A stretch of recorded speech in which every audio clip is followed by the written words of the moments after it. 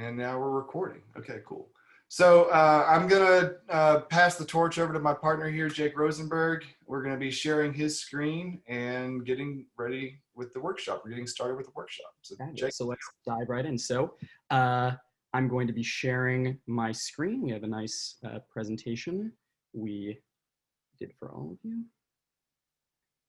So I can see everybody here at the top. So, you know, just nod your head if this is coming through. If not, feel free to jump in, ask questions. I'm not going to be able to see the chat, so maybe TJ, I'd actually rely on you if questions come up.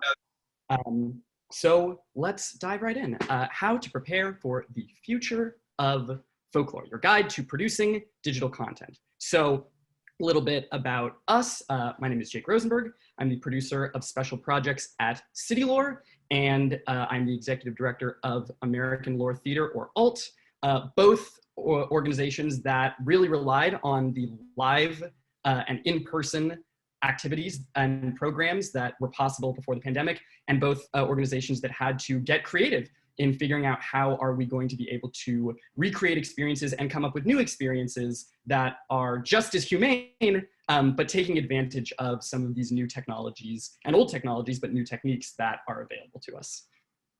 And I'm Smith. I'm the former executive director for the Foxfire Fund, which manages the Foxfire Museum and Heritage Center, the Foxfire Books and Foxfire Magazine program.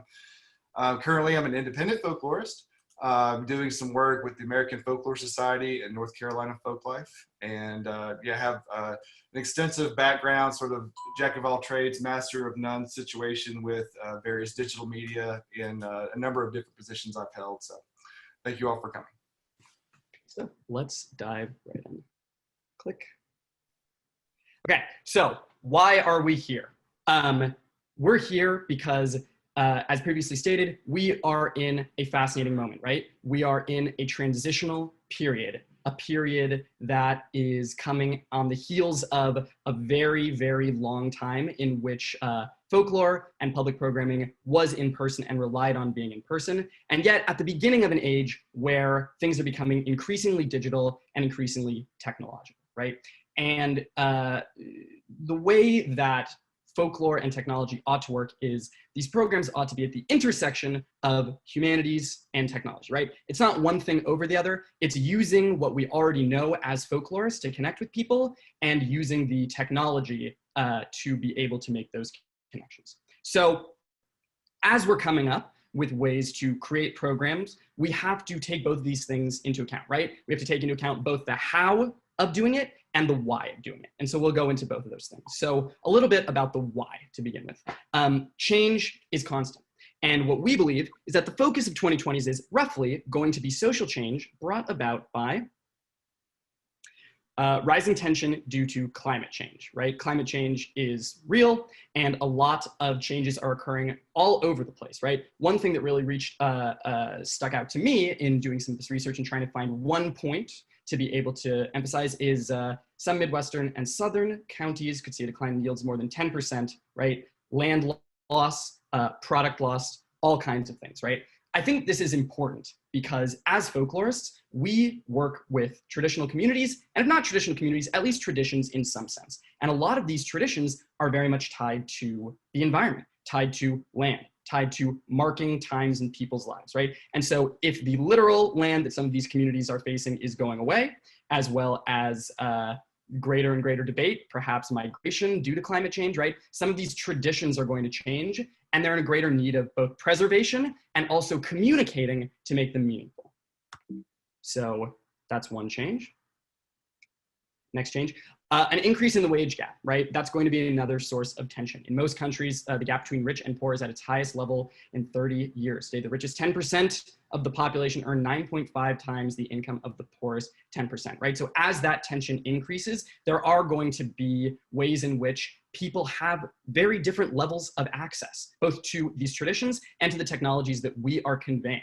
That's definitely something to keep in mind. And finally, a rise in digitally born folk beliefs that grapple with our changing relationship to the physical world, right? So with scarce resources and rising tensions, outgroups are going to continue to find digital venues to share meaningful beliefs to explain their current status in the world we live in, right? Now, some of these can take the form of conspiracy theories. Some of these can take the forms of things that might not be patently true, but explain some of these inequalities or explain some of these tensions because of climate change. Other things are going to be digitally born based on really compelling truths, particularly in the realms of social justice, right? Outgroups that might not be able to have organizing power in person are going to be able to find ways, are already, but are going to continue to be able to find ways to connect. I think a perfect example of that is Black Lives Matter, which began as a hashtag and has blossomed into probably defining social movement of this year at least, if not hopefully further. So our belief is that relevancy for folklore, and particularly folklore programs, will come from the programs that can connect all three, right? Or at least dwell on some of these themes and try to meet people where they're coming from and grappling with these new traditions and these new questions that people are asking about what is their place and how are they going to be able to share the things that have always been meaningful over time. So I'll hand it over to TJ to talk a little bit about an example of using technology to be able to highlight some of these traditions.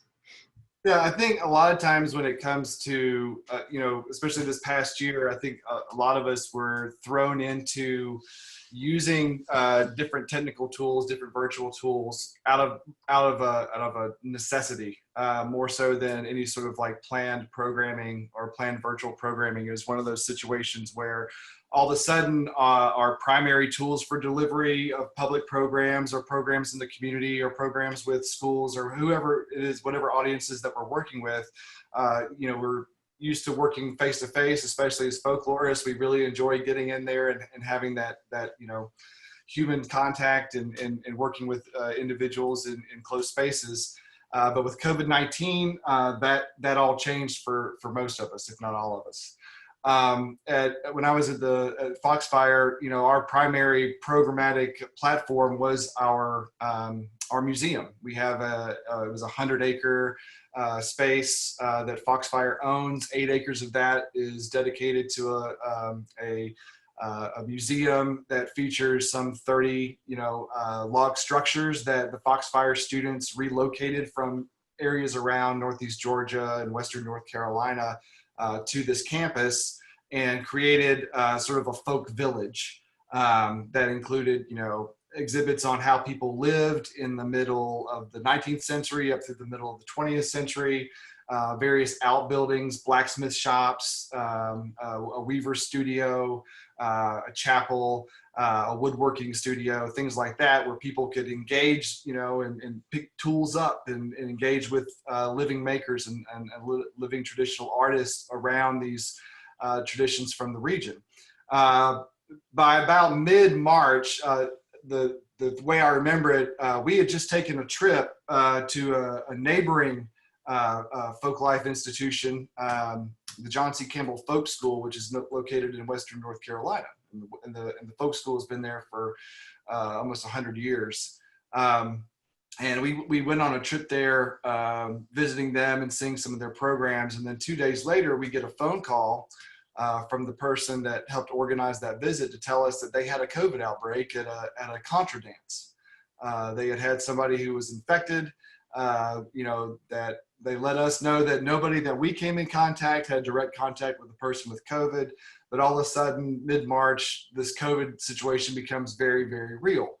A week later, we had to drastically cut back our hours and close off our gift shop and change the way that we allowed people into the museum.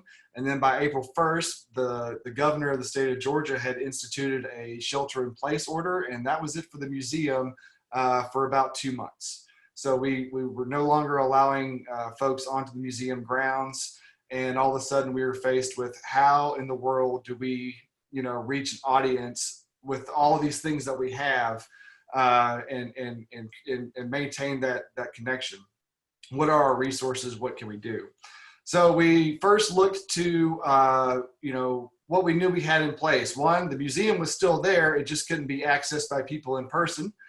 2, we had staff with a lot of new time on their hands because they weren't having to deal with visitors to the museum. 3, we had a lot of recording equipment, be it video or audio, because we had the Foxfire magazine program, and the students are still actively, going out and interviewing folks over the last couple of years. So we have cameras and audio equipment. Let's do something with that. So I'm gonna take over the screen share for just a moment. Let's see here. So we had also established a number of social media outlets, including Facebook, Instagram. We had instituted a podcast, or started a podcast about a year prior. So we had some of these things in place. We weren't, for the most part, when we looked at like our Instagram account, for instance, just go back to the main, posting images and things from our archive, pictures about the museum, encouraging people to come to the museum, that sort of thing. But we weren't doing a whole lot of video work just because we didn't have necessarily the time to do it. But now without having visitors to the museum, we had, we had more time to do things. And so we shifted our efforts from, that in-person programming paradigm to how can we reach people in the virtual space? And one of the first things we did was, this was taking place, this whole thing with us having to close down happened right in the midst of us, our season for when we have a lot of schools come to Foxfire. In fact, the month of March and April combined, we had something like 25 school visits that were scheduled that all of a sudden got canceled. So, that was certainly a hit to our budget, but more importantly, that was a lost opportunity to reach a number of school children, a couple thousand school children. So we started posting, letting folks know that we were going to do virtual tours. Teachers could post these videos to their classrooms. Homeschooling groups could use them. Private school groups could use them. And this was just done with an iPhone. See if I can get this to pull up. Come on. So it was just me and the staff walking around with an iPhone, and filming. Like, here we are hanging out, Seems to be on. doing a Facebook Live performance of sorts, waiting for people to come on, 2 minutes. introduce the dog and stuff, Oh, and okay, then there I am in my fun If shirt. you've never done a Facebook, So they would follow me, and then I would follow them, and we would just go through the museum and look at different artifacts. Here's our assistant curator, Cami Aarons. She's talking about the used to heat water. the open hearth in And one we of the also cabins. have my favorite, which is the And the whole museum tour takes, if you're going through piece by piece, would be several hours. So we decided to break it up in 4 parts, and we did that in a 4-part series over the course of a 4-week period. We also recognized that people would be looking for things to do at home, whether it be new recipes, or we also did a whole victory garden series where, we sort of recalled to the days of World War II when people were having to ration and were encouraged to do home gardening. So we did these little series. We did classes on, like making red-eye gravy. One of the cool things about this scenario is that our assistant curator, her fiance, is a filmmaker. And so they would come in on the weekends in one of the cabins and film Cami doing these little recipe excerpts from the Foxfire Book of Appalachian Cookery that had come out just the previous September. And she would do these little classes on, like this one's on red-eye gravy. She did one on donuts, biscuit making, a number of different things. There's several of these videos, cornbread, donuts. And then we also partnered with a local herbalist who, again, this was the springtime. We're starting to see sassafras and things come up. So she did some videos on foraging and fermentation, things that people could recreate in their homes. And then these videos were supplemented through, we would upload them to Instagram through IGTV, Instagram television, which is a great way to do long form videos on Instagram. So we would, get multiple posting places, Facebook, Instagram, and then also we did it on the blog for Foxfire. So the videos would be posted to the blog. And for instance, if it was something about a recipe or whatnot, we could publish the recipe in print along with the video, so that folks could have access to the material. You know, like here we go, sourdough banana bread. So they could have the video, but then also access to the recipe. And we have a question, TJ. Were the videos distributed free to the school groups, or did you charge for access? This was free. We did this all free. We recognized that, you know, we wanted to be a service to people. And the way we looked at it as far as, you know, giving out this material free or giving it out at cost, it was more important to give it out free and sort of engender them to Foxfire as an organization, give them something that, you know, they could appreciate. I mean, that translated later, though, into book purchases, merch purchases, things like that, because along with pushing out all this free virtual content, we also increased the marketing of our goods because we couldn't have people coming into our gift shop or paying admission to the museum. So that was cutting into our revenue. So we were trying to figure out how to best supplement that. So here's some free material, enjoy it, do with it what you want. In the meantime, while you're at it, if you want the book that this recipe came out of, or if you'd like to show your support for Foxfire, you know, please make a donation, please purchase a t-shirt, whatever. So that combination of supplying free content, meaningful content that gave people something to do during the time of quarantine, you know, it also encouraged people to come and show us a little love through, you know, a $20 shirt, a $3 sticker, whatever it is that they felt they could do. We also ended up starting a Patreon at this time and offered people some things beyond that were sort of beyond just what we were offering for free. You know, a couple different approaches to this through a couple different things, but really just producing, like with the videos, like that's one product, but it's a product that we can use in several different ways on several different platforms to encourage people to come out.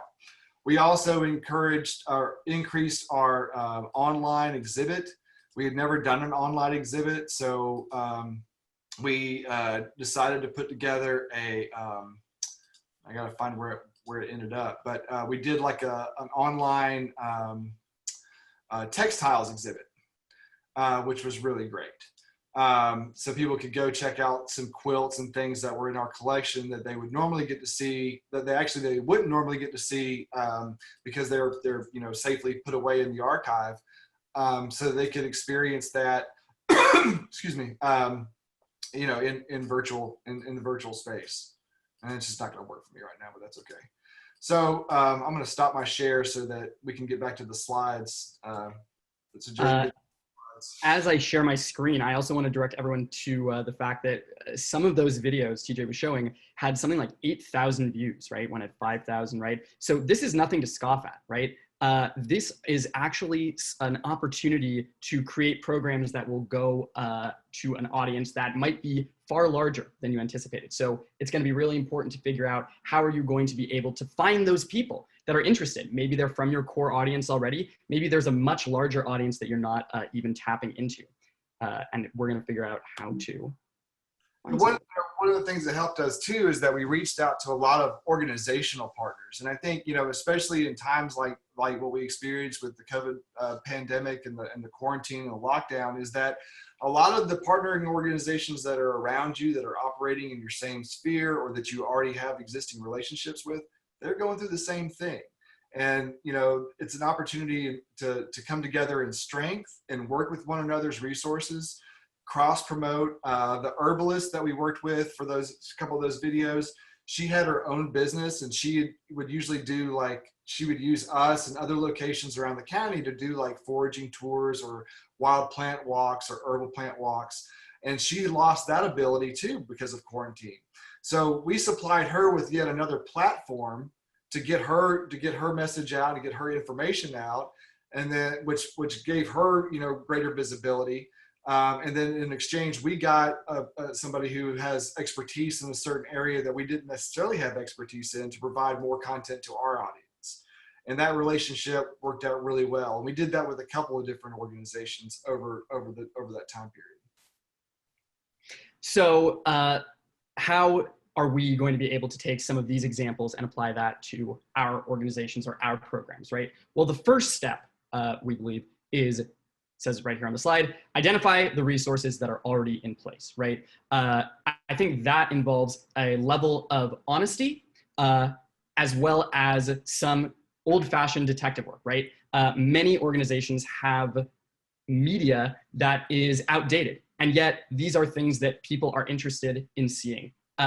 Figuring out the best way, and we'll talk about the how of it again, but figuring out the best way to take some of those things that might be gathering dust, that might be assets that your organization has used in the past, and figuring out what is the best way to bring them forward. Well, you can't really bring them forward until you know exactly what you have. Something else to say is some of these resources, in fact, most of them, if you're a folklore organization, are going to be people. So figuring out some of those personalities that you've connected with previously, or even have on your staff that might be able to communicate some of your ideas the best and to an even larger audience than you already have.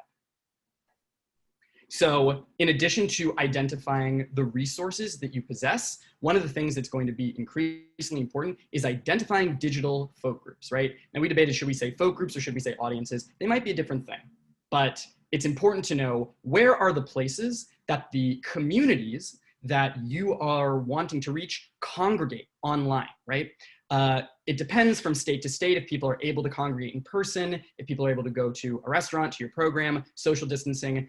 That is immaterial. What's important to reaching these larger audiences online that are not location dependent is figuring out where they already congregate. So some ways to do that, right off the top of my head, right? Using these existing platforms that are already social networks that are interest-based. Places like Reddit, places like Facebook groups, places like forums or blogs, or even the comments section on your own site, right? That can be something that we often overlook. But if one particular program might be getting a lot of traffic or a lot of comments, perhaps that is a community and people are having conversations organically. Well, maybe that's something to steward.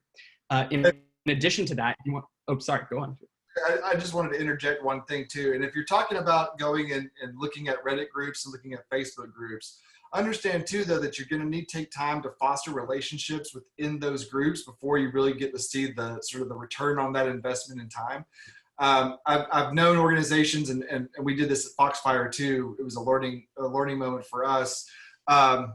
Like going into a Facebook group around, you know, Appalachian tradition, Appalachian cooking, whatever it is, and then wanting to post things about Foxfire in that group, they get kind of, they're not 100% on board with that. Like they don't want their groups to be a place for you to advertise your program or advertise whatever it is that you're bringing to the, you know, what you're dealing with, without first investing the time into getting to know the group and introducing yourself in a more organic way, rather than just coming on and trying to spam a Facebook group with, you know, information about your programs and that sort of thing.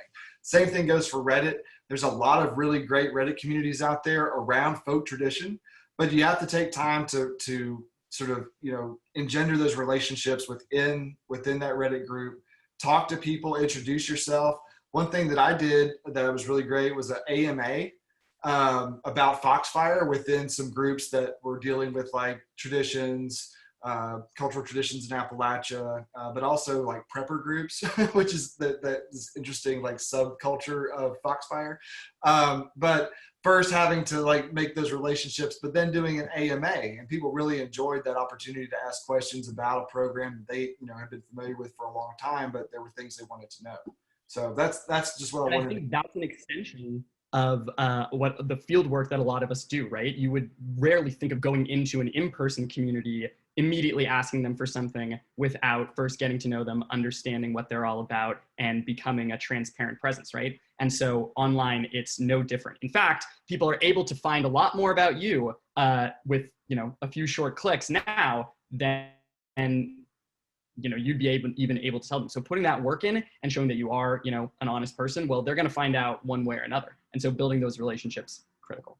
Another tool that is helpful to identify interest levels and potentially places where there might be communities existing around some of the programs you're creating.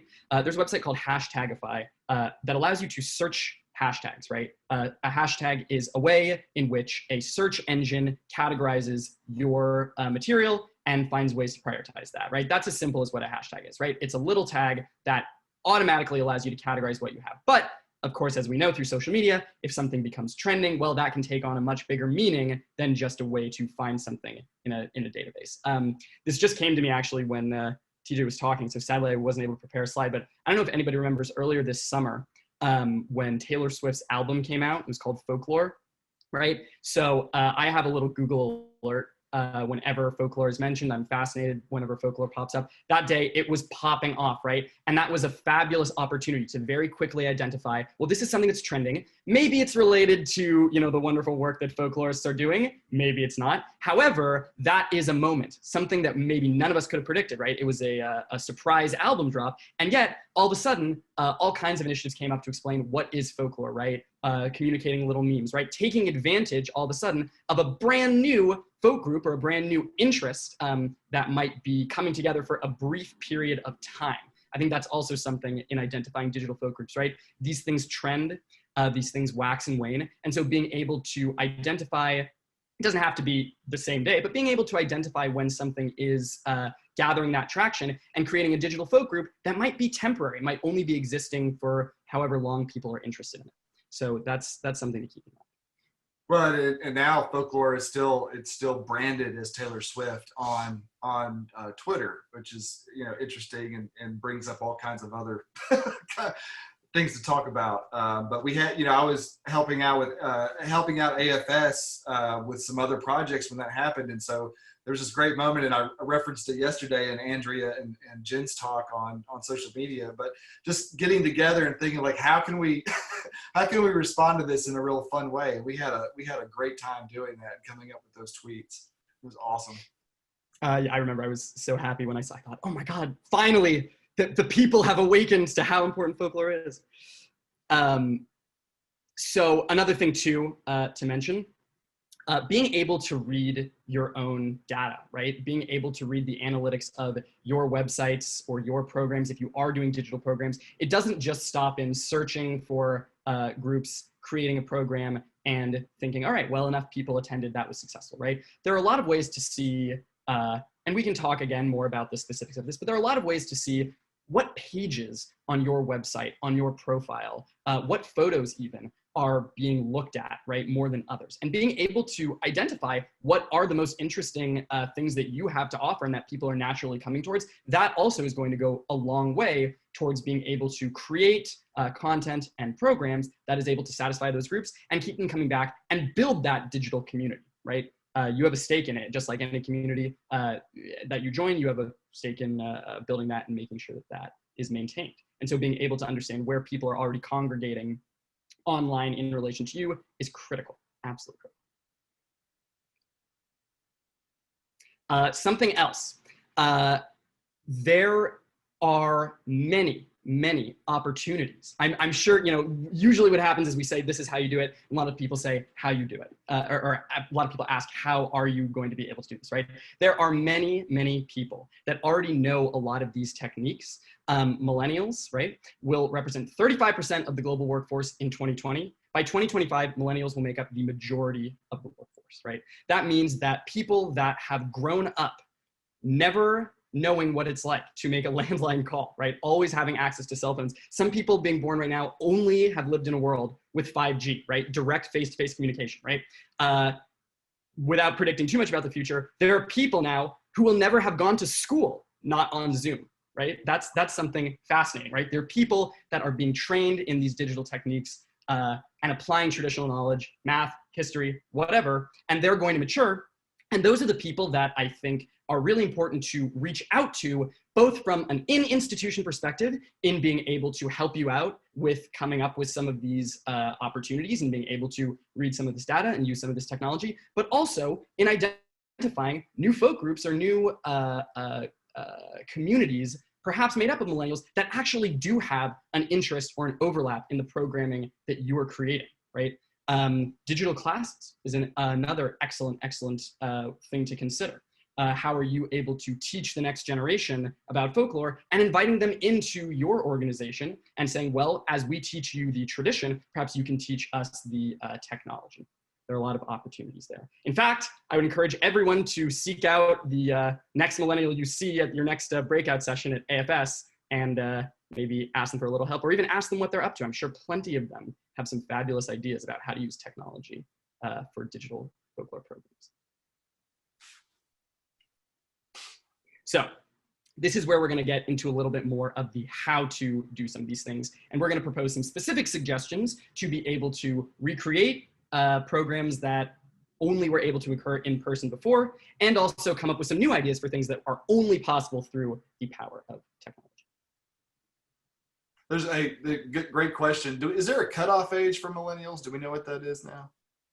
It is hotly contested. My belief is it's, I think it's 1995 is the beginning of the millennium, for lack of a better word. And some people, say, well, it's actually, July 1st versus June 29th or whatnot. But I think, I hesitate to use the word digital native within AFS because, sometimes that is laden with context. But I do think that if not seeking out a millennial, seeking out somebody who is familiar with this or has grown up in this world can offer a really fantastic perspective. We now have 3 different answers to that question too in the chat. Oh, let's hear. From 1984 to 99, 81 to 2000. Anything after 95 might be Gen Z. Yeah, I think we have the same thing in Gen X. Like, where do we cut off Gen X? It's always, interesting conversation to have that. I've always said anything after 1979 is not Gen X. Like, we're 65 to 79 or something like that. But yeah. That's interesting. I'm sure there's a folklore there of who gets to determine who's a millennial. Oh yeah. So effectively, these are going to be the 4 steps that you're going to want to take in creating a digital program, right? Step 1, you're going to want to identify that audience. I already talked a little bit about that, but sort of in summation, you're going to want to identify that audience using digital avenues, and you're going to want to try and find ways to reach your existing audience where they are, right? If you know that your audience is mostly comfortable using Zoom, use Zoom. Or if they're already on Facebook or whatnot, YouTube, right? But finding the best, finding the people that are already interested in your material and coming up with ways to create programming around them. And then figuring out how to translate that into something. Sorry. Translate that experience into something digital. Like, what platform works best for translating that experience? If you're talking about, cooking something, food waste. What is the best way to broadcast or get that information out? Is it through? It can be something very analog, so to speak. Would be like a digital pictorial with a recipe and a blog, or it can be a live in-person Zoom cooking demonstration where you've got people sitting in their home kitchens with the ingredients that are necessary, and you as the teacher or the artist that you're working with as the teacher also in a kitchen and walking them through the processes of doing something. And it's not only what translates how the experience best translates into digital, but also like what is realistic for you. That's the other thing, is that digital content can be something that you meet where, it meets you where you are. I certainly encourage you to try to step out of your comfort zone and do things you haven't done before, but that may not be the place you want to start. Like, start at your comfort level and then build up to that with figuring out how to get things out there to the public. And then also identifying which platforms. And that's what Jake's going to talk about next. Like, where do you broadcast this information? How do you get it out? But, thinking about the thing, thinking about how it's going to best translate. We haven't talked about podcasting much, and nothing. That's something that feels like it's kind of old hat now. But podcasts are still like some of the #1 digital content that's out there. People are still spending hours upon hours listening to podcasts throughout the week. For my money, it's still very much a relevant piece of digital content, some way to get things out there. And people really enjoy it. It's something that they can do passively.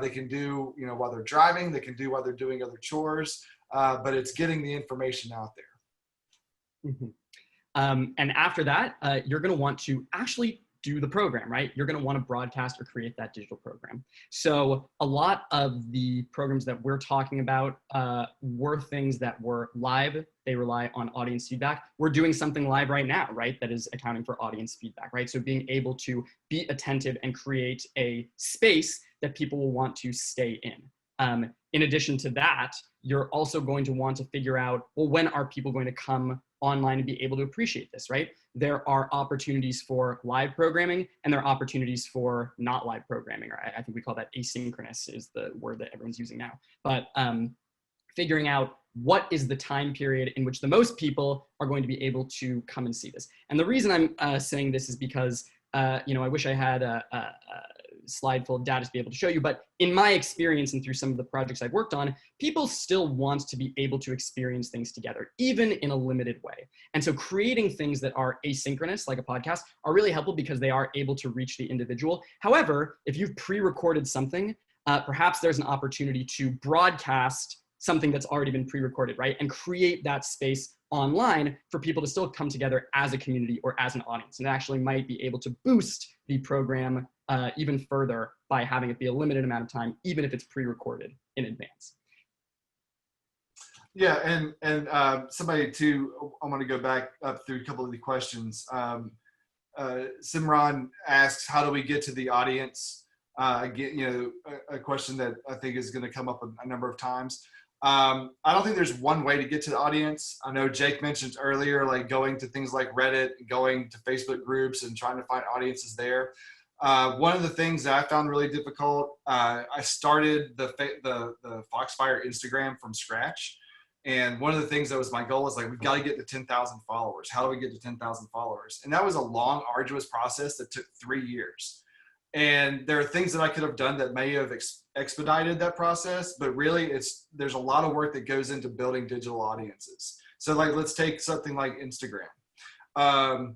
You have to create your account. You have to have meaningful content. You have to have meaningful content with consistency. Like you can't post once and then wait 3 weeks and then post again and then post a bunch for a moment and then stop posting. Like you have to create like a posting schedule so that people can consistently rely on seeing your content.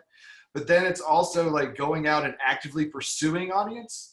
And that's one of those things like using a hashtag, like following a hashtag on Twitter or following a hashtag on Instagram, and then going through and looking at what people are posting under that hashtag, liking their stuff, commenting on their stuff. And over time, you start to build up, it's like a snowball effect. And somebody once told me, like, once you get to 5,000 followers, for instance, on Instagram, that ball starts rolling a lot faster because there's also the analytics that drives people who aren't even aware of your organization to your content based on shared interests. And the more you post, the more that you use hashtags, the more that you tag other organizations or related people in those posts, all of this stuff adds up to attracting more audience members to you. It's a grind. It can be a grind. It's something that you have to dedicate to. If you have a marketing person in your organization or a social media person in your organization, that's awesome. Chances are you don't. So it's just you or somebody else, that you share a desk with that has to do that. And it's a constant job. And that's like, I'm not going to sugarcoat it. It takes time. However, within a year, within a couple of years, and also you never know if something catches on the right way that it can create sort of a viral moment around your organization or around a program that you're doing. You can see those numbers jump up really quickly, but it does take time. And then I also want to note, somebody mentioned, I guess they saw the slide on measuring success through data, and they wanted to point that, measuring success on, where is it now? I lost it. But talking about, here we go. Make space for reactions, comments, questions to get real feedback, not just numbers. That's from Betty. Absolutely agree. Using polling, using surveys, actively reaching out to your audience, getting their thoughts and perspectives on what you're doing and getting their feedback on your approach. That matters so much more than analytics. Analytics will give you ideas about like the numbers of people that are passing through. And to me, that's an indicator or sort of a warning moment like, oh my gosh, I've got 5,000 people watching this video. What do they really think about it? Because I don't have 5,000 comments on this video. Who knows what they're thinking when they see it? So then it's like reaching out to that audience and actively asking them like, do you appreciate this? Or what do you appreciate about it? What would you like to see different? What sorts of things would you like to see from our digital programs? We did a lot of that kind of polling on Instagram when we were at Foxfire. They have these really great opportunities to poll people in your stories and ask them like, give us some feedback on what you'd like to see, or, give us a percentage like yay or nay on this particular idea that we have. But doing these constant check-ins digitally can absolutely make a difference in sort of the relationship that you have with your digital audience. Absolutely, absolutely. Love the questions. Also, use that as an opportunity to continue to ask everyone, please be giving us feedback. It only makes our presentation better and allows us to demonstrate what we're talking about in real time. So these are some of those opportunities to put into practice what we're talking about, right? After you've identified the audience, after you've come up with a program, figuring it out, well, how are you actually going to do it? These are 4 possibilities to being able to create a digital program that in some way replicates the way that we would do something in physical space, right? So the first thing is the idea of a virtual tour, right? A virtual tour via Facebook Live. So while we are able to have all sorts of live broadcasting, a lot of the things that we are used to in these connections are basically the same old thing, right? Conversations through Zoom. We're all talking heads. You have your virtual background. I heard people talking about dance classes. I heard people talking about other sorts of classes. I think that's fascinating. But the camera ultimately does move, and you are able to stream things live wherever you are. And so being able to do things such as virtual tours, perhaps discussions about architectures or buildings, perhaps places that only one person might be able to go into during this pandemic, you might actually be able to reach your audience in a huge way, even if only one person is able to go in there, right? So taking advantage of that and taking advantage of the opportunities to be broadcasting with mobile camera and figuring out how are you able to move through space on behalf of your audience. I think that's a really exciting opportunity. Sorry, I'm typing away answers to questions.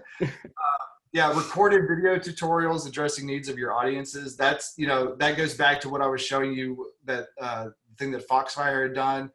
Our audiences had needs for wanting to, to do things in their home spaces. We had a lot of parents reaching out to us, like, what things can we do with our kids while we're on lockdown with our kids? And so we posted a lot of handicraft kind of things, like, one was like how to build a simple loom using like a branch that had that was like a forked branch, like how to transform that into a loom to make a woven, some kind of woven material thing.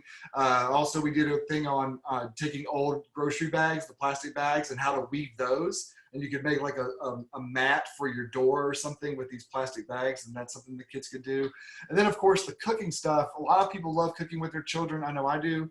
Having those recipes and having those how-tos on like how to make donuts. Like, what kid doesn't love donuts, right? So, but they also learn about yeast and the scientific process. So it became sort of a STEM lesson for them as well as a cooking lesson and something that they could do with their parents. But a lot of that, like just, finding out what people wanted. We've had a lot of questions in the chat already about like, how do you poll your audiences? And the question is, you can poll them in a lot of different ways. I mentioned the Instagram story thing, but like even on Facebook, if you have Facebook followers, just simply posting a question to your post and asking people to answer in the comments section. Like that, you can get a lot of feedback that way. With our podcast, we had a dedicated email address for our podcast. So that people could email directly into the podcast and ask questions and request information or request potential episodes. So, there's not one way to reach your audience. There's not one way to get an understanding of needs. There's multiple ways, and you should do every single one of them as much as you can within your bandwidth. And on the subject of podcasts, that is another huge opportunity for translating programs that only could have existed live into a digital space. I'll give you a brief example. So American Lord Theater, a company I work with, is dedicated to going into communities, working with communities that possess interesting lore, coming up with live programming, usually in the form of narrative drama, and then performing that back to the community, right? And we were doing a program called Saltwater People, and it dealt with a population of fishermen in Long Island, particularly on the eastern end of Long Island. And a lot of these fishermen are elderly or at risk for COVID. So our original plan was to do a live performance performance, invite people to their local community center, have that live feedback. And quickly as the pandemic became apparent, both not wanting to put the actors and researchers at risk, certainly not wanting to put the folk group at risk that was so willing to share with us, we thought, well, how on earth are we going to be able to communicate this story that we worked with and that people invested time in sharing their stories with us, we invested time in going out with them, how are we going to be able to do that? And so very quickly, we pivoted to performing the show as an audio drama. We actually partnered with the local community center that was going to be our venue. We said, actually, we only had so many people that were going to be able to come in person. Would you be willing to sort of host a broadcast on our behalf, right? Invite all the people from the community, have people come out and be able to reach people in their homes. And that was an unbelievably successful event because people that would not have been able to come in the first place came. It was able to reach people in their homes. And I also think something that was really beautiful about it was we actually were able to get feedback in the middle of the show, similar to the way that people are interacting now, right? And so it really did recreate this audience. And one of the things that people said was, I didn't know when I was going to see my community again. I didn't know when I was going to see my friends again. And here I am seeing them on all their boxes. I wouldn't have been able to set up a Zoom with, 80, 90, 100 people. But, being able to have this event and share our lore and share all of that, well, that became really valuable. One other technique that we use that I think is also quite interesting, we tend to use props or costumes or things that people are able to lend us, right? It gives it a patina of reality because people are able to see their actual objects, see their actual things that they're loaning us on stage in front of them, right? We weren't able to do that with this digital program either, right? However, we realized that, well, we're gonna need sound effects. And so one of the things that we actually asked our community sponsor, the East Hampton Historical Society, to do was ask their constituency to go out with their phones into their backyard and record, right? Record the ocean, record the rain hitting things, in their yard, right? Record themselves, maybe going out to work that day, catching a fish or starting the car. And we used that in our digital program in lieu of being able to use the actual real material objects. And so that's just a lot of examples of how you can involve people in creating a digital artifact. It doesn't have to be just a one-way thing where you're making something and showing people, but you can actually still find ways to involve people in the creation of a folk artifact, even though it's in a digital space. We had a great observation kind of question from Karen Miller. She says, isn't there a danger that content that is set up to drive growing audience takes over? So that drives what you put up, and that she's seen this example on Instagram. So you're sort of allowing sort of a populist approach to your content where, you're letting the public decide, letting the audience decide. That's a great question. That's a great question. I think it ultimately depends on the intention of, the person in charge or the people in charge of that project, right? And figuring out how are the ways that we're both going to responsibly listen to the community, but at the same time, there is a level of curation, I think, at most levels of public programming. But also at the same time, I do think that that in a lot of ways is the essence of folklore, right? There is no one owner. Populism is laden with meaning. But at the same time, taking a populist approach to these things does let things sometimes blossom beyond our control. And that can be good and that can be bad. It might be too soon to say. But I think that we would not be in this field if we were not, at least in some level, comfortable with a certain level of community stewardship. What the digital world does is accelerates that community stewardship, right? It's happening way faster. It's happening fast enough that a lot of us whose job it is to analyze this, are not able to take the appropriate amount of time that we are used to in making these analyses of what's going on, right? So it's, I can only speak from sort of my opinion and my own experience, but I think it's sort of like buckle up, right? If you are releasing content, and I do use the word releasing quite literally, right? You're springing open that door and you're saying it's out there now, right? The community owns that. Well, then that's the next question to ask yourself, right? Have I made those steps into the community to be able to try and have a relationship enough to be able to see where this goes, be involved in the process of its growth, and see what happens when it does go out beyond my control, because that is a lot of what the internet is. Yeah, and I just want to quickly recognize a comment from Kate. She says, we've had to move our project delivery online, which as a get your hands dirty participatory kind of researcher has been really hard. But we mailed flood resilience mini construction kits to our latest workshop participants, and they all built together online. It really brought the learner community together and reached through the screen. Putting things in the mail is old school and not always feasible, but for smaller groups, it really worked. And I think that's a really great combination of like looking at your resources and the needs of your audience, and then like combining different methods and different approaches into something that works for your organization. Like utilizing an online community to supplement this hands-on experience that you wanted to create, and then finding a way, an approach to get that accomplished. And I think that's like, that I love seeing stuff like that. That's really genius thinking in my mind. That's really cool. So like, let's talk about the dirty word marketing real quick.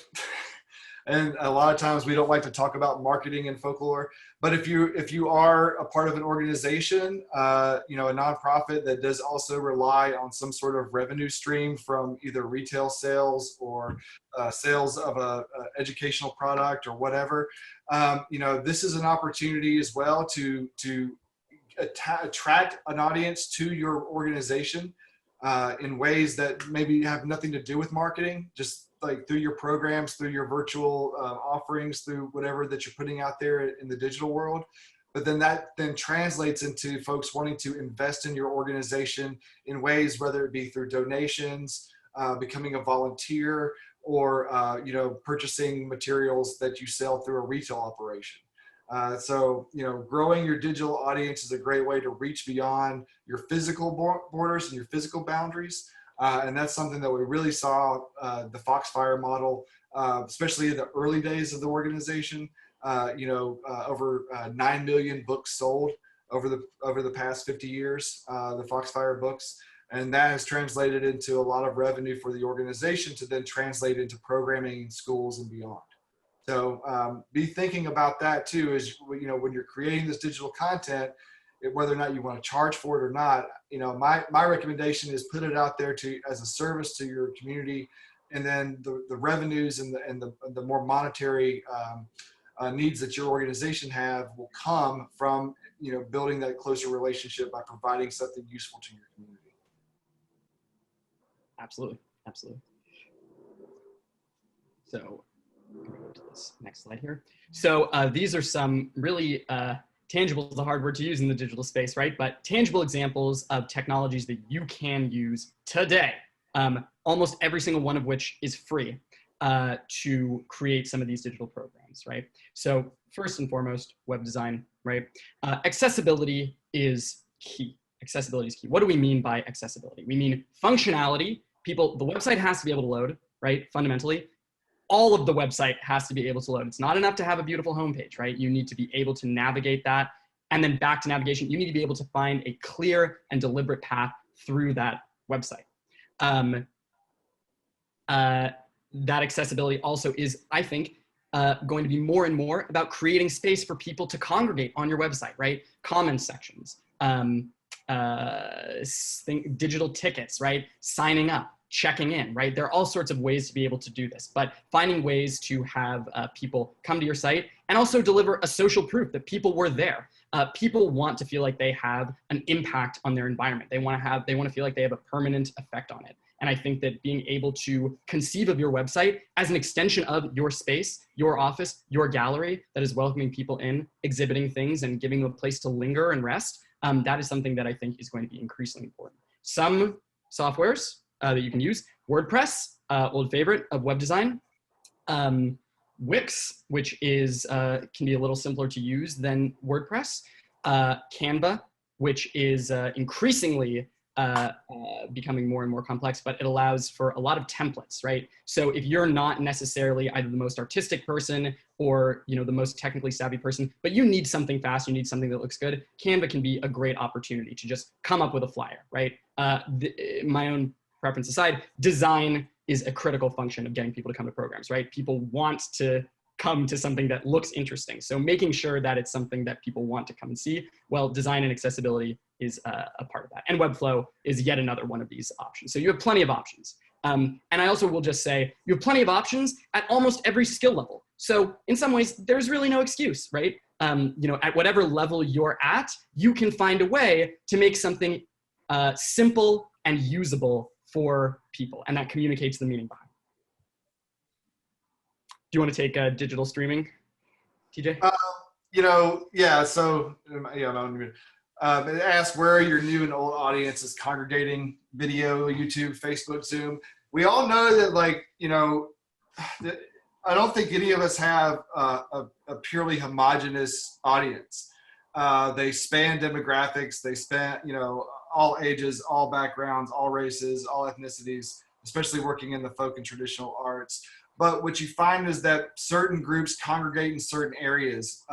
Those of you who attended Andrea and Jen's talk at this time yesterday, the social media talk, they talked about how, you know, there's certain age groups that fall into Facebook, certain that fall into Instagram. There's TikTok now, you know, and then YouTube and all these different things. So, you know, sometimes you have to curate your messaging as well based on the platform that you're looking at and where you're streaming things.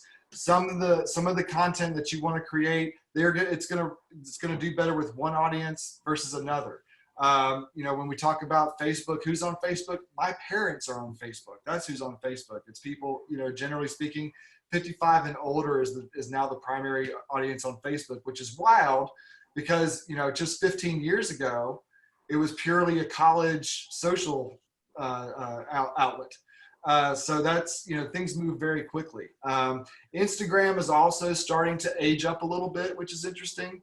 And it's being replaced by these newer things. So figuring out like what works on which platforms, who you're speaking with, and then creating content specific to those platforms, it's a little bit extra work. You know, a lot of the things that we were doing at Foxfire, it was just going out on all the things. But there were moments where we would think about something that we created that this is going to work much better with Instagram than Facebook. And if we want this to work with Facebook, we've got to rethink how we produce it and how we put it together. So keep in mind that, you know, whatever you're putting out there is not necessarily going to play well on all those different channels because all those different channels represent different audiences.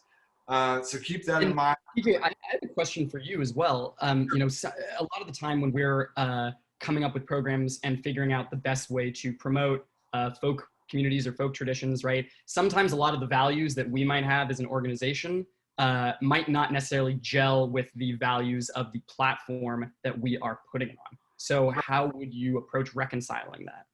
Well, I mean, we all know how toxic Facebook can be. We all know how toxic Twitter can be. All of these things are toxic in some way. You know, I look at Facebook and Twitter and all these different platforms. They're just microcosms of the larger internet. The internet can be extremely toxic as a whole, but it also can be an extremely useful tool and a useful way of reaching, you know, new audiences. And I think it all becomes like how you're utilizing it and who you're choosing to interact with. You know, no platform, be it digital or in person, is without its issues. And the same goes true for these digital platforms. So, you know, Facebook's not my favorite thing. I don't use it as a personal tool, but as an opportunity to put out digital content or to raise the visibility of an organization or a nonprofit that I'm representing, it's an amazing tool. And if used properly, it can really, you know, provide some great returns. So, I understand that nothing is perfect. I guess that's the short answer, and I hope that's not like, you know, just sort of a pass or whatever, or a shrug of the shoulder. But it's the truth. You know, anything can be misused, you know, poorly. Things can be used for good as well. And I think that all these digital platforms are just as capable of doing really great things for an organization as they are for being used for, you know, ugly purposes. Unfortunately. Well said. So moving on to our third category, I have here virtual reality museum exhibits. That is what VR stands for, right? VR, I'll use this as a little prop. Anybody seen one of these before? Virtual reality headset. Anyone want to take a guess how much this cost? This was $25, right? So the idea that this is an inaccessible technology, that this is something that is so far off that nobody's going to use it, that this is something from the Matrix or what have you, that's simply wrong. This is something that is here And not only can it be used to replicate or create fantastic worlds, but it can be used to emphasize the humanity that we have and create some really fascinating programs, right? One thing that I won't say who, but I've seen a really fantastic initiative in the same way that, you know, folklorists traditionally would go out and record with a tape recorder, which perhaps became a digital recorder, which became an iPhone. Well, now these are questions of how are we going to record in three-dimensional space, right? How are we going to record performers? How are we going to record performances? How are we going to exhibit things? And again, create a virtual space when we might not be able to gather in person, right? I also suspect, maybe not by 2025, but I'm sure that I hope all of us live long enough to be able to see the first virtual reality breakout room at AFS. I don't think that's too far away. And I think using tools like Art Steps, which allows you to create a recreation of your gallery or your space and hang scans that you might make of two-dimensional artwork on the wall, play music through that, right? That's a fantastic opportunity. If you don't even want to use the headset, right? There are things that are made, Google Cardboard, for example, right? That's pennies to create a virtual reality exhibit. So things that are redefining our, remember, if you go back to our first slides, right? Our relationship to the physical world is changing, right? But recreating that physical world is something that allows us to share more of it. So like I said, Art Steps, there's a game development tool called Unity. It's used on games like Red Dead Redemption or all kinds of video games, but basically still allows you to create a three-dimensional space. Google SketchUp is another fantastic thing. All of these and more are going to be increasing use. I can nerd out about all those all day, but I would encourage everybody to investigate that, right? If you have a smartphone, you're able to log on to the New York Times. There's actually a section now called Virtual Reality on the New York Times. It allows you to go to a place the New York Times has deemed interesting. Sometimes these are protest zones. Sometimes these are melting polar ice caps. Sometimes these are whatever. And you're able to just, you know, look to the left, look to the right. And even something as simple as that can really change the way that, I know it did for me, really change the way that you conceive of space and what is possible in transporting people to the kinds of events and the kinds of programs that allow them to share and come together as opposed to grow further apart. Hey, Jake, we've got a really hard question from Queen Doer. Yes. What are the issues of platforms using your information to other agencies and corporations? So this idea of data stealing and data farming for the, you know, we're all familiar with Facebook, Google, all of these different platforms that we all utilize, taking advantage of our information. What was the first part of the question? How do we deal with that? The platform, yeah. What are the issues of platforms using our information? Gotcha. So probably the most paltry way to put it is if you are not paying for the product, you are the product, right? All of these services, for the most part, are free. Some have a higher ethical standards than others, and that's usually pretty easy to parse out with a quick Google search. But that is something to take in mind, right? The currency of the age is data, right? Previously, data was something that was for the elect, right? You were either a programmer able to read digital data, or you were someone like a specialist, perhaps even a folklorist or a social scientist that went through a lot of training to be able to read the habits of what people were participating in, right? Now that is something that everyone can see, but at the same time, that is a very valuable commodity. And so knowing how to read your own data, right? Knowing how to go through and read your own analytics and perhaps not relying on one of these larger companies to do it for you, that's not necessarily accessible to everybody. But I think it's, there are many answers. It really depends on the platform, right? The short version of it is, I think it's a combination of what TJ had said, right? Which is that nothing is perfect and there is a trade-off ultimately in using some of these platforms, as well as it can be, and probably ought to be, your responsibility as the user of those platforms to understand what is being used and what is being asked of you and asked of the people that you are inviting as traditional practitioners in. And perhaps, you know, depending on your worldview, it can be a good thing to amass this data. It actually might help us solve problems.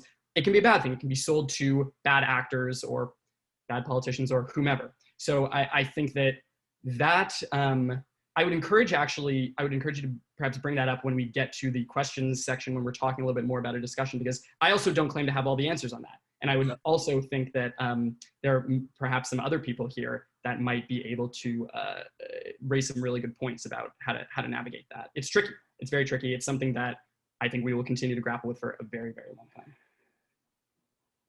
Gonna click this next slide here. Great questions. Okay, so this is the fun part, or perhaps it's the dreadful part. But the idea that we would like to take is rather than just have open-ended questions, right? We would like somebody, a brave soul, to propose a live program that maybe was canceled because of the pandemic or was not able to go through as planned. And we would like to try and walk through some of these steps that we just mentioned to translate that into a digital experience. And you can either do that in the chat, or if you want to just hop off mute, and I can't see anyone's raised hand. So if you want to just say it, let's take a crack at it.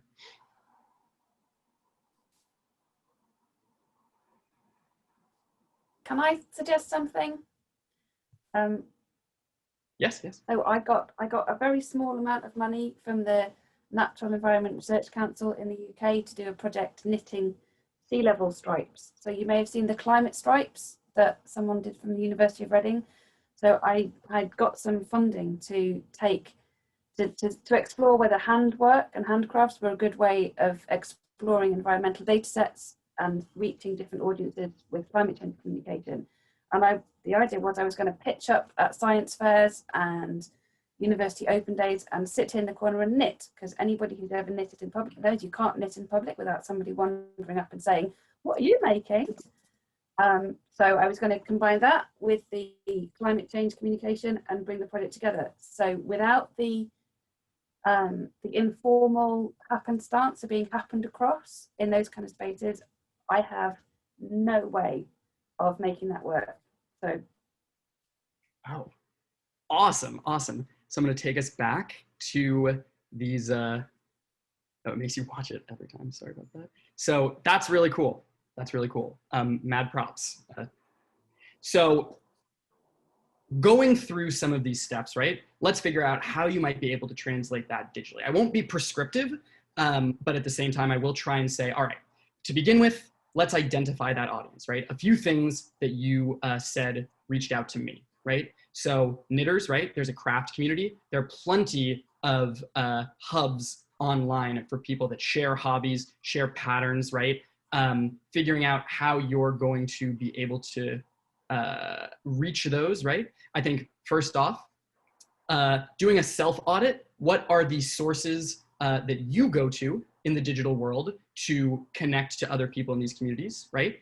Whether that's a blog, whether that's a website, right? Figuring out where those people congregating. In addition to that, I think you also mentioned climate change, right?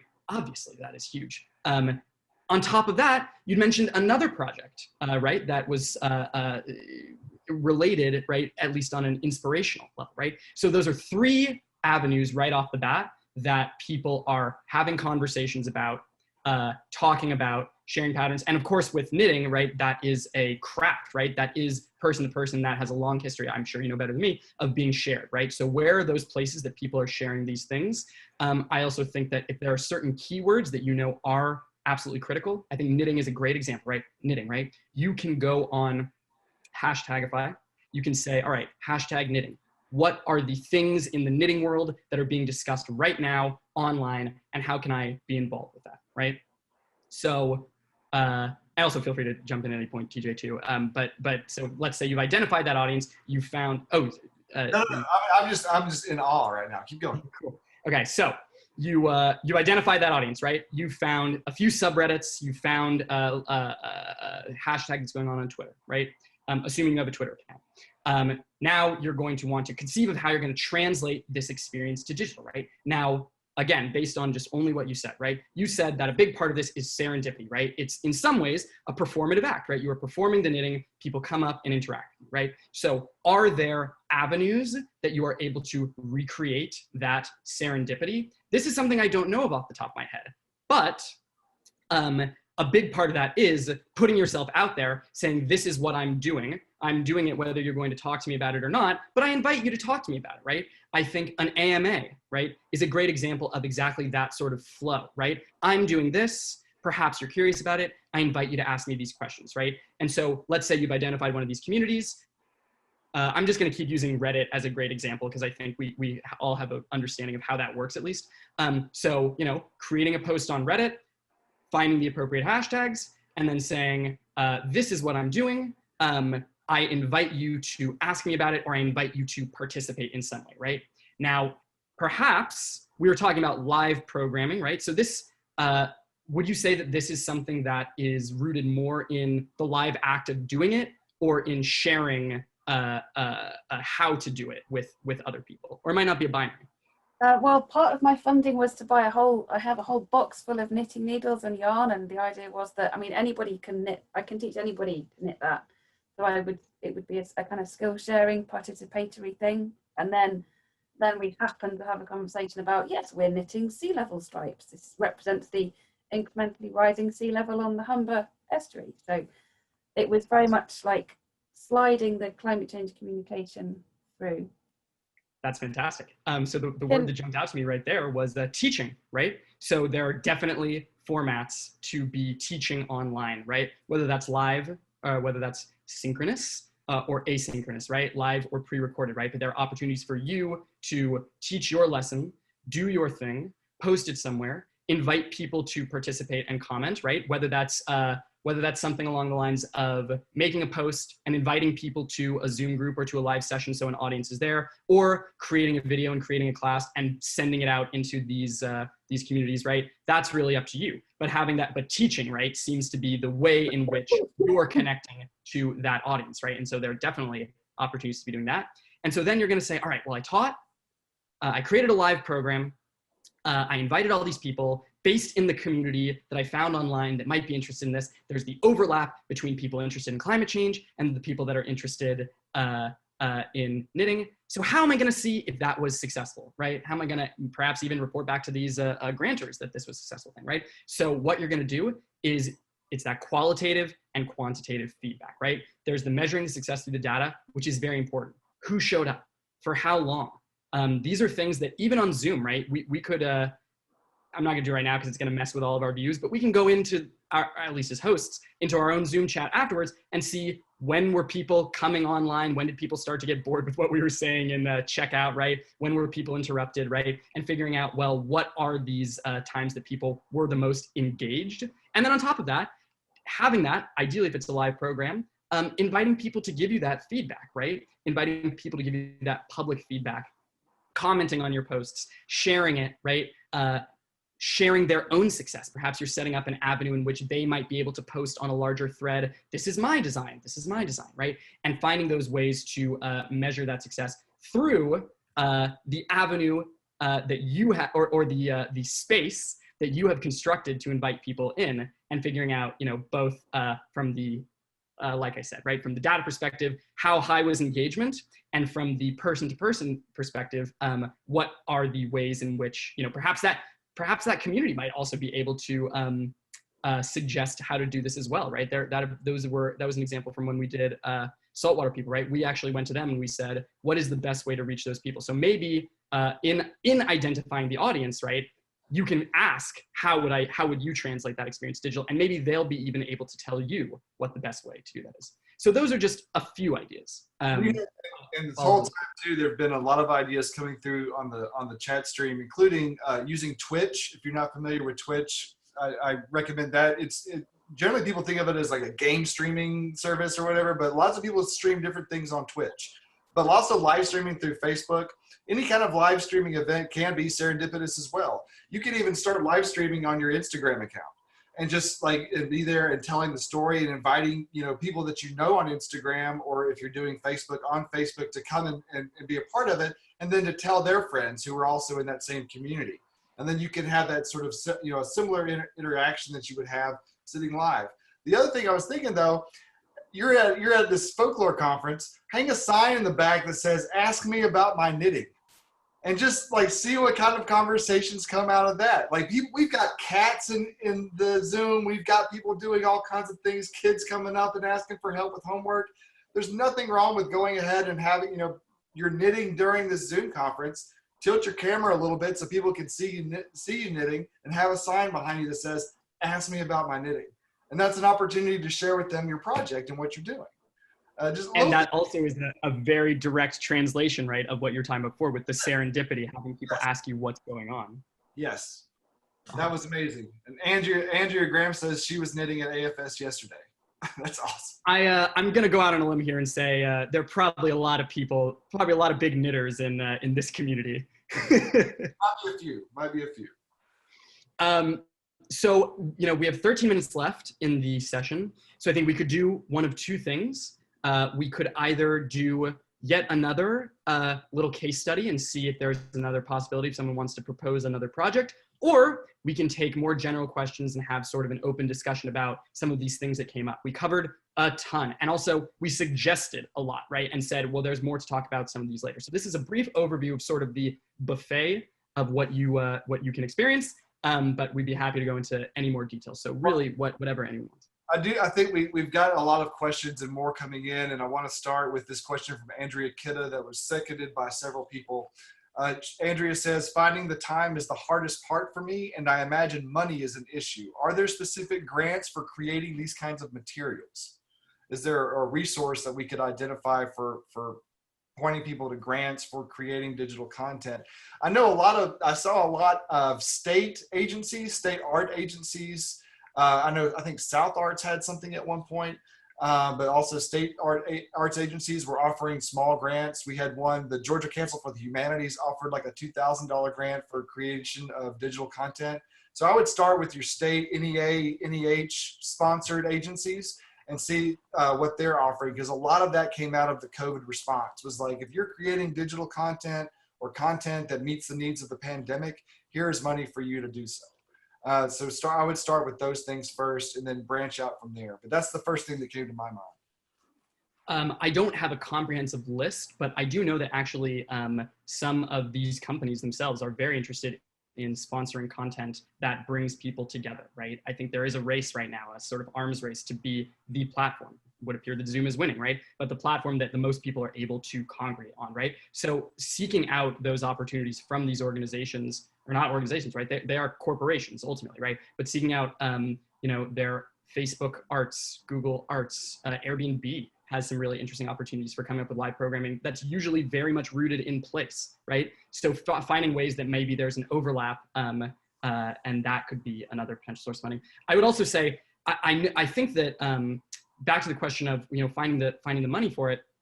I think that personnel is always very valuable. Expertise is very valuable. But from a purely mechanistic point of view, almost, with the exception of like having a corporate membership for something like Zoom, almost all of the technologies that we discussed are free. Now, there are certain trade-offs when it comes to that, but it takes time to learn. That is true.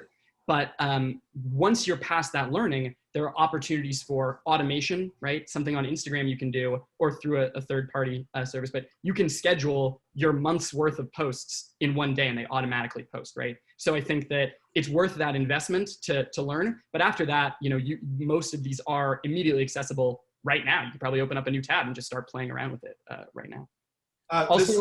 Young people love to be included. Ask them. I think that's a really fantastic way, just right off the bat, say, hey, you know how to use this. Would you be willing to show me? Build a relationship that way, and who knows what could come of that. This is a question about balancing camera skills and tech you need to learn for high quality content. I would say get past that and understand that it's okay not to be perfect. It's perfectly fine not to have perfect content. Do the best you can and learn as you go. Let your audiences know that you're working to get out material for them, but don't be so caught up in having to be slick Spielberg level content.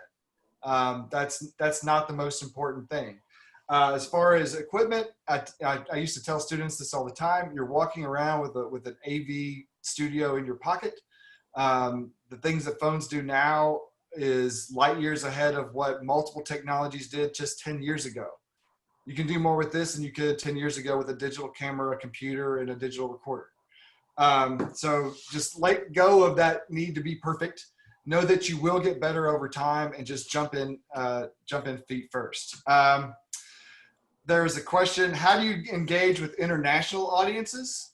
Is there a way to build in translation services, work across platforms that might not be available in certain countries? And that's from Timothy Thurston. Short answer: yes. Absolutely. It depends, I think, on what it is exactly that you're trying to do. just some things, right, that I can speak to right off the bat. That goes to this question of synchronous versus asynchronous, right? If you're doing something live and it's 3 a.m. in the time zone that you're trying to broadcast to, that may be difficult, right? And that's again back to this question of identifying the audience, right? But figuring out, I think really figuring out who this is for, not just blasting it out into the void, but really doing the work to figure out who that audience is, figuring out where they're going to be able to congregate, what language that they're working in, and what do they use, right? This was, just from my own experience, a very American-centered discussion with technology that's readily available to most of us in the United States, right?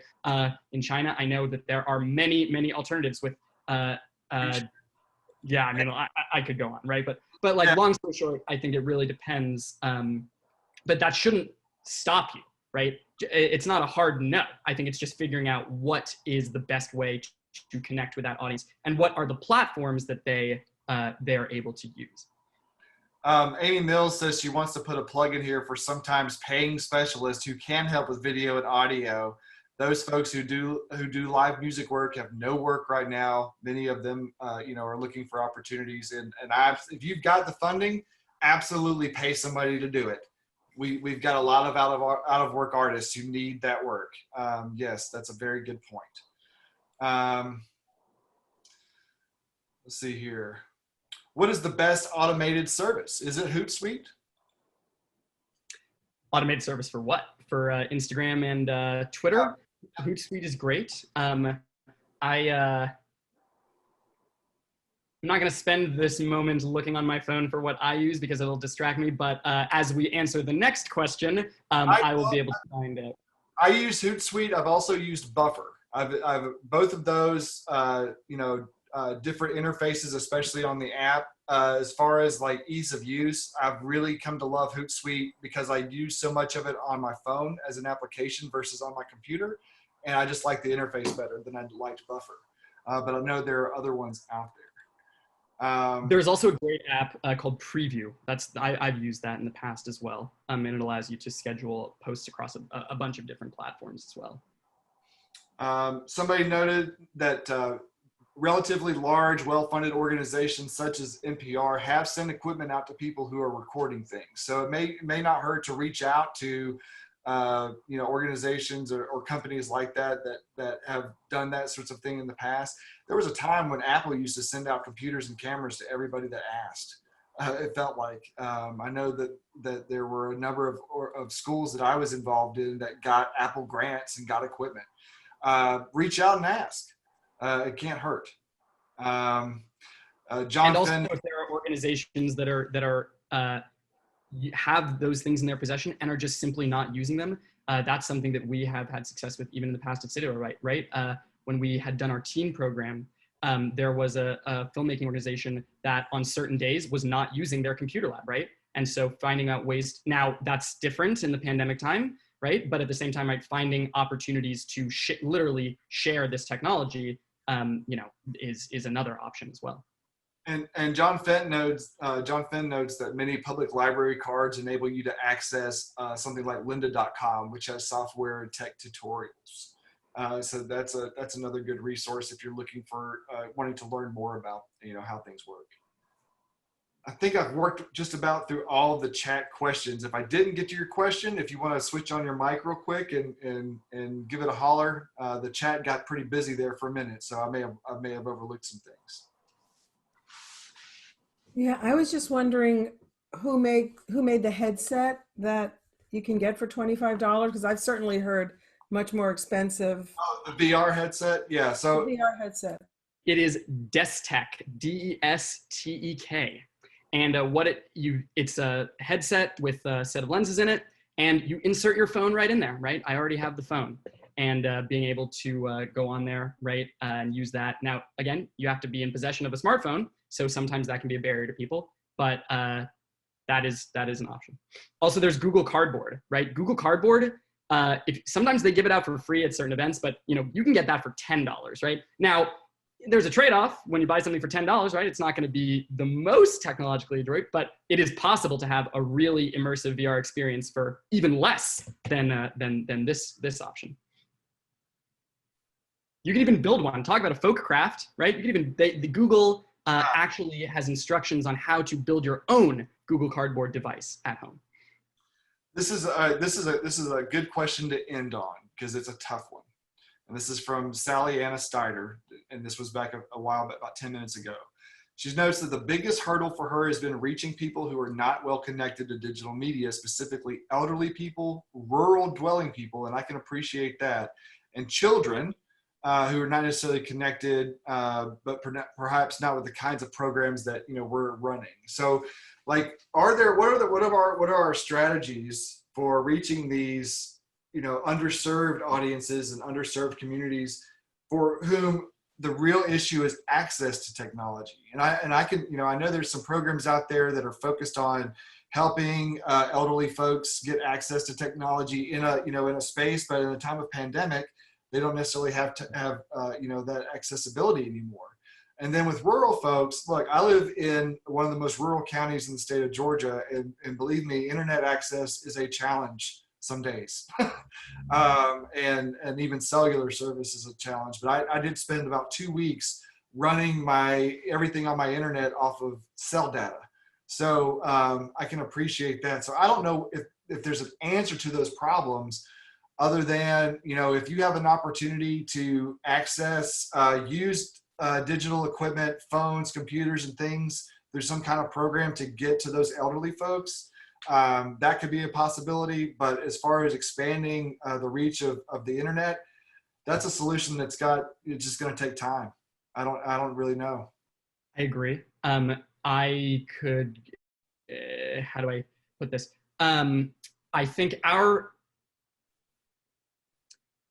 being conscious of time, I will just say, it doesn't have to be a 2020 MacBook. It doesn't have to be an iPhone, right? There are landlines. There are public radio stations. There are state radio stations, right? When we say technology, we're thinking state of the art. And I'm personally excited about VR, right? And I have my, Tron background behind me. But at the end of the day, there are technologies that do reach people, that have been reaching people for a long time, right? The hotlines. You can set up a hotline for free, right? That actually has people able to call in from a landline to your Zoom, right? You're able to do that.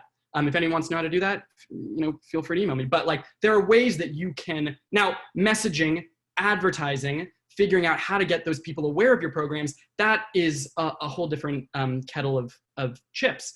But I think that figuring out, again, this goes back to identifying the audience, right? Identify the audience, figure out where they congregate. If they congregate at a payphone at the general store, if they congregate at a radio station in their car, if they congregate by who was the person that said they were mailing things out, right? There are mechanisms in place that might not be what we consider to be state of the art that are still capable of bridging vast, vast distances. And I think that there's no excuse to not try and surmount these creatively, because they're all, technology comes in different forms, and I'm sure each one of us serves different communities that might have very different access. But that's a really great question. And that's going to be our time. I do want to end though with one final comment from Kate.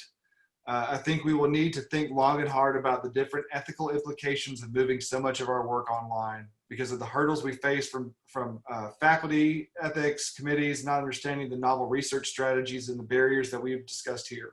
And I think that's exactly right. I think that there's a great opportunity for further discussion. I thank everybody who participated in this panel for being here. These were really great questions. Jake, buddy, I've had a great time working with you the last couple of weeks on this presentation. And this will be available on the website. The recording of this will be available. So again, thank you all so much. Enjoy the rest of your conference, and I'm sure I'll see you around. Thank you, everybody.